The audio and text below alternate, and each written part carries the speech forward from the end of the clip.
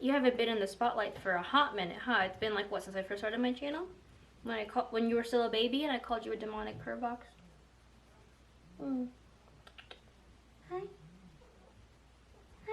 Hey friends, it's Teresa and welcome back to my channel. Today's video is going to be me talking about the books that I read in the month of October, which is also going to be my wrap-up for Trick or Treat-a-thon, which is a readathon that I co-hosted in October, if you guys are unaware.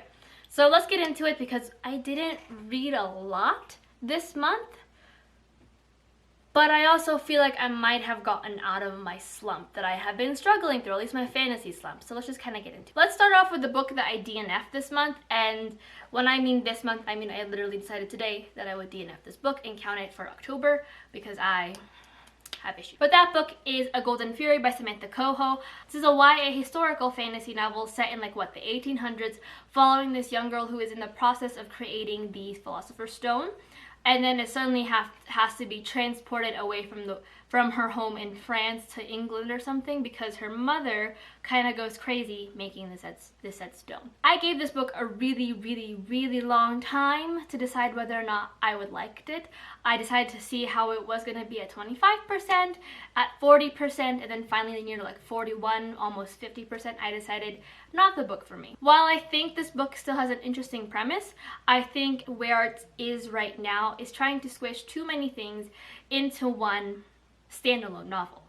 And like I said, it's just not the book for me. I thought the pacing was really weird. We had some slow bits, very slow bits in the beginning, which I accepted as kind of setup. But then even with the big plot twist that got our character to move away from this and from multiple kind of housing situations, we still never got to the heart of like the Philosopher's Stone. And it's not the book for me. I wasn't in the mood to wait like another 25% or like almost to 80% when the book was done to see what exactly happens with this process. So I decided to DNF it.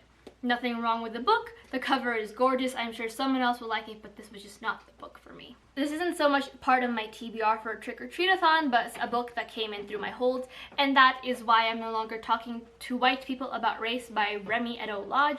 This is a non-fiction book discussing racism within the UK, specifically England. I gave this book a 5 out of 5 stars. I really enjoyed this book. I heard a lot of reviews saying that it was like, they forgot it was like specifically toward like England and it was mainly British history, and that kind of took away from their like, I guess, enjoyment of the book. However, I thought it was really interesting to learn about the history of England and the racism and the things that we aren't taught, because I feel like America has racism a bit more globalized, unsurprisingly, for everyone to know, but we don't know about kind of the origins of how a lot of colonialism and like where like kind of the heart of racism started. But I really enjoyed it. I like seeing other perspectives. Like, these were not new perspectives to me. These were things I had already been taught, but it was nice hearing about these perspectives from a different person that wasn't my teachers, my professors in school. It was someone who deals with this kind of discrimination from day-to-day life. So really enjoyed this book. Highly recommend it, even if it is British history. Still think it's probably relevant to your knowledge of like learning to be anti-racist. One of the books that I read for Trick or Treat-a-thon fulfilled the prompt of Faye, and that is read a book that you have been too scared to pick up, and that is Wonder Woman Warbringer by Leigh Bardugo. This is Leigh Bardugo's kind of like, I don't want to say dip, but it's not a dip. It's one of the weird projects that I believe someone, a publishing company, decided to ask a bunch of YA authors to rewrite kind of the origin stories of really well-known DC heroes. We have one for Wonder Woman, Catwoman, Batman, and I believe Superman as well. This was the first one to have come out of that like series. I don't know if it's still ongoing, and that is about Wonder Woman. This is a YA kind of more modern retelling of Diana's coming of age, I suppose. I ended up giving it a 4 out of 5 stars. It was really enjoyable. It's a very quick-paced read and very like straight to the point and easy to get to. A lot of the plot twists as well were pretty like easy to understand. Like, not gonna lie, spoiler alert, if you're gonna name a character Jason, and we're talking about Greek mythological heroes and creatures in this world, naming a character after a Greek hero and then trying to make it a big reveal that he has the blood of the heroes in him, has like super strong powers and healing stuff and all that stuff, probably not the biggest plot twist out there. But I really enjoyed it. It's super fun read. The characters are all super interesting. I love the way Leigh Bardugo writes characters and kind of brings, I don't want to say diversity, but makes her writing a bit more inclusive to marginalized groups. I really enjoyed that. The only thing that I have to say that kind of got me with this book was when the plot twist, like the Jason one, which is kind of like, what are we doing? But also, I feel like the ending was like way too ambiguous, but not in a good way. Like it was a very happy ending. It wasn't all that sad, but it was just like, oh yeah, there's more to come. But the sad thing, that the thing is about this book is that it's specifically a standalone, so to imply there's more to come doesn't really work, especially in the vague way that this book finished. So that kind of dinged it for me, but nonetheless, I enjoyed reading it. Super quick read. Don't know why I was afraid of it, but will I pick up the rest of like the DC Icons retellings?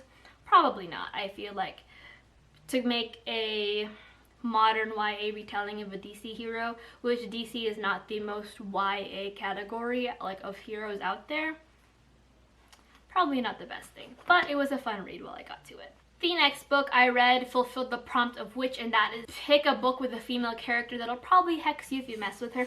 And I went with The Wolf of Oronaro by K.S. Veloso. This is a high fantasy adult novel following Queen Talion as she tries to kind of put her kingdom back together after her husband leaves them and kind of leaves her to figure out her life with their small son. This was her attempt to reconcile their marriage and bring him home, and things happened. This is the first book to, I think, a trilogy that is still currently ongoing. I gave this a 4 out of 5 stars. The prose is really gorgeous. It does have, according to other reviews, I'm not well versed in Filipino mythology. It does have some callback to Filipino folklore and Filipino mythology and culture. So I'm going to accept their validity because they have more knowledge on that than I do. But I really enjoyed it. It's seeing how Talion kind of grows and becomes a better person and kind of starts to fill her shoes as a ruler as well is really interesting to me, considering she has been ruling and has been set to rule for however many years she's been alive and has been ruling for I think 5-ish years. The one thing that kind of dinged this book for me and had me from giving it the full 5 out of 5 stars was that sometimes the plot cycle kind of got a little bit repetitive. Talion would get in trouble, primarily with men, which, you know, understandable considering the time frame and the situation that she is in, and then she would find a way to get out of it, or her friend Keen would somehow find a way to get out of it as well, and it was just kind of that repeating cycle throughout the entire book. And while that was interesting and really fun to read, to see how she got out of these things and saw a different perspective outside of her own, it was still a little weird to see that continuing cycle happen multiple times in this book before we got to like the final kind of conclusion. But I highly recommend this book, and I will definitely be picking it up in the future, or not in the picking this book up, picking the sequels up in the future, hopefully soon, because like I need to know what happens, but also I want the third book to come out so that way I can just binge all of them in one go and not have to worry about any form of heartbreak or pain that I might have to endure waiting for the third book. And finally, the last book that I read for the Trick-or-Treat-a-thon fulfilled the prompt, a lot of prompts actually, one second. So it fulfilled the prompt of Ghost, which is read a book set in a place that you like to haunt. It fulfilled Siren, which is read a book that has been recommended to you, and that's it. And that is The Beautiful by Renee Adjei. This is a YA historical fantasy set in New Orleans. So we all know where this is going. This follows Celine as she leaves, I believe, France to go live in New Orleans after some mysterious events that we don't really understand. And there she finds a supernatural world hidden underneath her own, you know, the usual. I gave this a 5 out of 5 stars. You're really surprised that Therese, fan of paranormal romances, would give a book set in New Orleans with vampires and werewolves a 5 out of 5 stars. I was actually really hesitant to pick up this book. It took me so long to pick up this book, which is so surprised, considering it's literally right up my alley.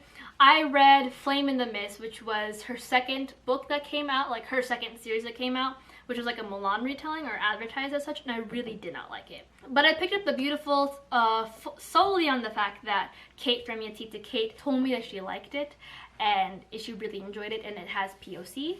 So I went with it, trusting Kate wholeheartedly, and here we are. I really enjoyed it. The prose was super addicting. Renee Adjei has this way of having a really flowery writing style, but still somehow leaving a lot to your imagination and letting you build the world on your own.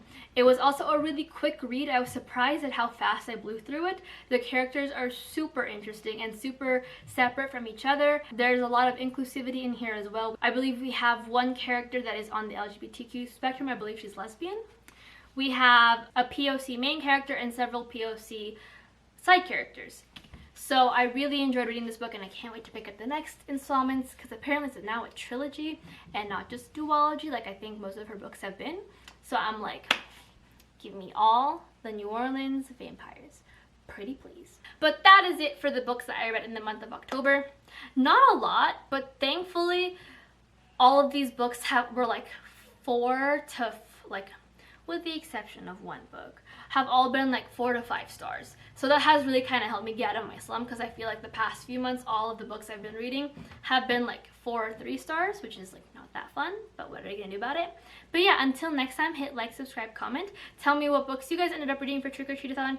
Did you guys like finish the prompts? Because somehow I, a dummy, didn't even finish the prompt that she created. Therese has learned to read shorter books for readathons. Like, will I listen to myself when I say these words out loud and watch this video back for future readathons? No. I am looking at the books that I have for this next readathon that I'm doing in like November through December, and no, I did not listen. But if you guys have read these books, let me know. If you guys have continued on with some of these series, please let me know as well, and leave your recommendations for me down below as to which one I should prioritize. Until next time, hit like, subscribe, comment, and I'll talk to you guys in my future videos. I hope you guys are having a wonderful week, and I'll see you guys there. And then I'll see you guys in my next video.